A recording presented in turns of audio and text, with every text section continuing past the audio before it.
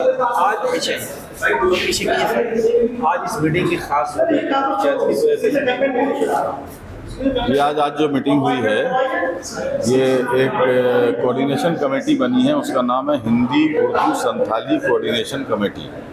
और इसके क़याम का जो मकसद है वो ये है कि WBCS इम्तहान से जो कंपलसरी उर्दू, हिंदी और संथाली को हटा दिया गया है और 300 नंबर का बंगला या उसकी जगह नेपाली जो कंपलसरी किया गया है, ये उसी के सिलसिले में यहाँ आज ये मीटिंग हुई थी। और ये हम लोगों का जो मुतालबा है, आप लोग जानते ही हैं, बहुत दिन से हम लोग मुतालबा कर रहे हैं कि WBCS में जिस तरह से पहले कंपलसरी उर्दू, हिंदी, संथाली, बंगाली और नेपाली 5 ज़ुबानों में से किसी एक ज़ुबान का चुनाव करने का अख्तियार था उम्मीदवारों को, वो दोबारा शुरू किया जाए। कभी कभी देखा जा रहा है कि मुहिबान उर्दू इसको WBCS एग्जाम में शामिल करने के लिए लड़ाई लड़ रहे हैं, तो दूसरी तरफ कभी कभार देखा जा रहा है कि पार्टियों के द्वारा, जो सत्ताधारी पार्टी है उसके नेताओं के द्वारा बीच में ऐसी खबरें आ रही हैं और आप लोगों की जो मेहनत है भंग होते दिख रहा है। इसके क्या प्रोपेगेंडा चलाया जा रहा है? नहीं, प्रोपेगेंडा देखिए ऐसा है कि कुछ लोगों को शायद गलत फहमी हुई है। सरकार की तरफ से एक प्रेस रिलीज जारी हुई थी जिसमें ये कहा गया था कि फिलहाल जो है, जो नया सिलेबस आया है जो 2025 से लागू होने वाला था, उसको अभी सस्पेंड रखा जा रहा है। बांग्ला में लिखा था स्थगितो, वो प्रेस रिलीज बांग्ला में थी स्थगितो, या हिंदी में स्थगित कहते हैं, उर्दू में हम कह सकते हैं कि साहब उसको मुअत्तल रखा गया है। यानी उर्दू को या हिंदी को या संथाली को दोबारा सिलेबस में शामिल नहीं किया गया है, बल्कि जो नया सिलेबस है उसको अभी सस्पेंड रख दिया गया है। बस इतना ही हुआ है। जिस तरह से आपके ऑर्गेनाइजेशन द्वारा, जो भी ऑर्गेनाइजेशन बना है उसके द्वारा लोगों तक पहुंचना चाहिए, मीडिया यहाँ तक कि हमें भी खबर नहीं मिल रही कि आपका कोई मीटिंग है या कुछ इस तरह का कॉर्नर मीटिंग है, क्या इसमें आप लोग चूक रहे हैं या फिर कोई ईगो का इशू? नहीं, यहाँ कोई ईगो वगैरह की बात नहीं है। हम लोग तो चाहते हैं कि इसका ज़्यादा से ज़्यादा प्रोपेगेंडा हो, ज़्यादा से, हाँ मैं बता रहा हूँ, तो ये चूक थोड़ी सी हो रही है क्योंकि हम लोगों का आपस में अभी तक कोई कोऑर्डिनेशन नहीं है। ये कोई ऑफिस नहीं है जहाँ हम लोग रोज़ाना बैठ सकें, आपस में मशवरा कर सकें। अब ये होता है कि जैसे आज यहाँ पे एक जगह बैठ गए, बात कर ली, फिर कल कहाँ बैठेंगे पता नहीं है। तो हम लोगों का चूंकि आपस में कोऑर्डिनेशन नहीं है, एक ऑफिस नहीं है, कोई बैठने की जगह नहीं है, इस वजह से क्या हो रहा है कि हम लोग मीडिया वालों को भी बता नहीं पा रहे हैं। हम लोगों का एक ग्रुप है, व्हाट्सएप ग्रुप, उसी में हम लोग खबर डाल देते हैं कि साहब फला जगह मीटिंग है, उसमें तो जब मीडिया को इन्फॉर्म नहीं कर पा रहे हैं तो फिर जनता से कैसे आप जुड़ पाएंगे? हाँ, ये इसके लिए हम लोगों को कोशिश करनी होगी कि मीडिया को जितना ज़्यादा से ज़्यादा इन्वॉल्व कर सकें। मीडिया नहीं आएगी तो जाहिर बात है कि फिर आवाम भी नहीं आ सकेंगे। चैनल के माध्यम से लोगों का क्या मुतालबा करेंगे, क्या इन्फॉर्मेशन देना चाहिए? हम लोग बस यही मुतालबा करेंगे कि आप लोग हुकूमत पर दबाव डालें। कोई रास्ते पे आने की ज़रूरत नहीं। हम लोग नहीं कह रहे कि आप जुलूस निकालिए या जलसा कीजिए, बस यह है कि जितना ज़्यादा से ज़्यादा खत लिखकर, एप्लीकेशन भेजकर, दरख्वास्त भेजकर आप लोग कहें कि साहब जिस तरह से उर्दू मीडियम और हिंदी मीडियम और संथाली मीडियम के बच्चों के लिए जिस तरह पहले ये कंपलसरी ज़ुबानें थीं WBCS में, इसी तरह से इसको दोबारा शामिल किया जाए। एक आखिरी सवाल होगा, बांग्ला जुबान जानने वाले लोग या फिर बांग्ला बोलने वाले लोग ये समझ रहे हैं कि आपकी तहरीक बांग्ला का विरोध कर रही है। जी, ये गलतफहमी है। ख़ास तौर से एक तंजीम है उन लोगों की जो ये गलतफहमी फैला रही है। लेकिन हम लोगों ने अपनी मीटिंगों में, माइक पर, रास्ते पर, हर जगह कहा है कि हम लोग बांग्ला के खिलाफ नहीं हैं, बल्कि हम लोग तो बांग्ला पढ़ना चाहते हैं, हम लोग तो बांग्ला से प्यार करते हैं।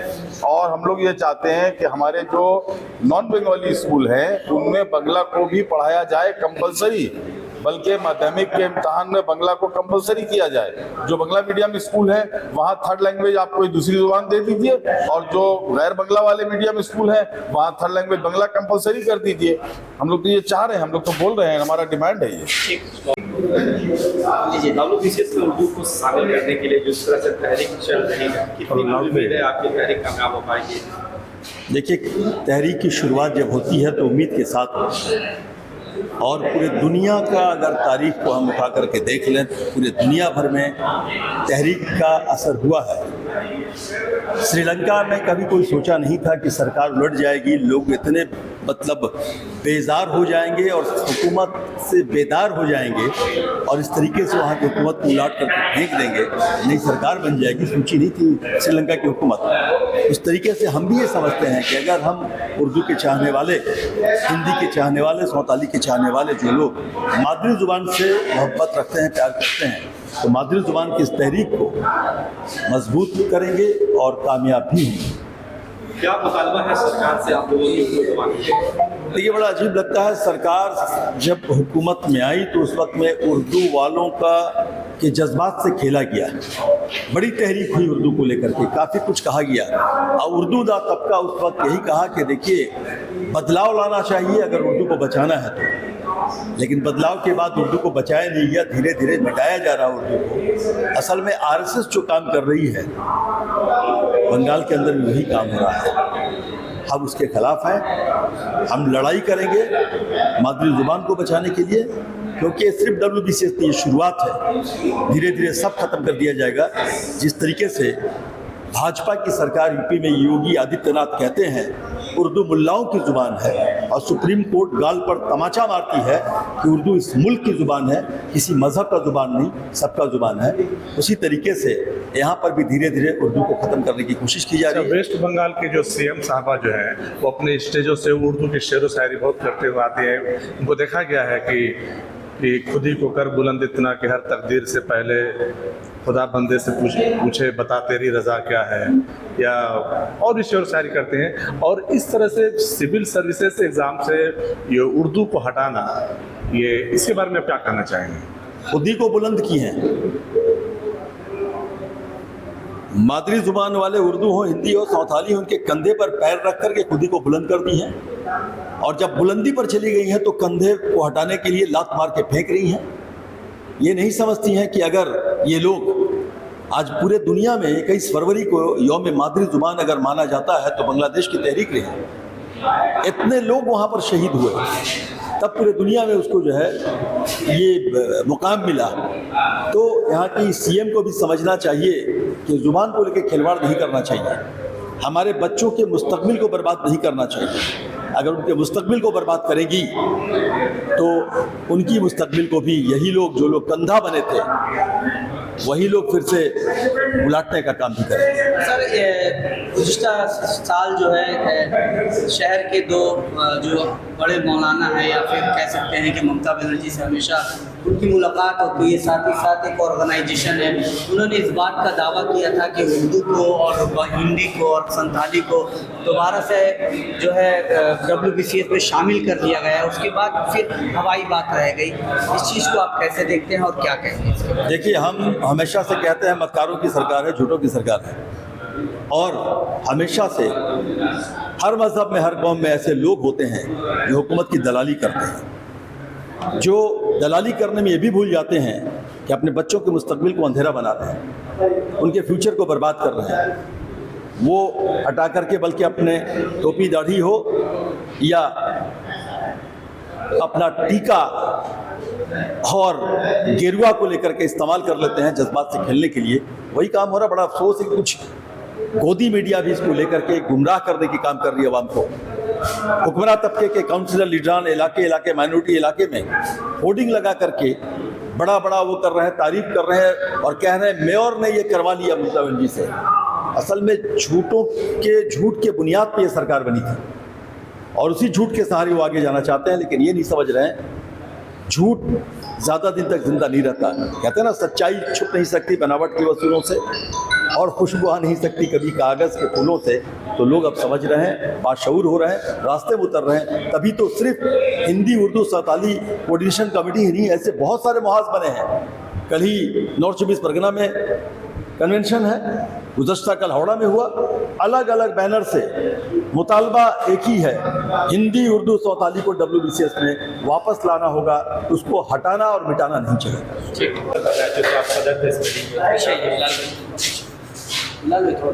हाँ, मैं इस मीटिंग का सदर था।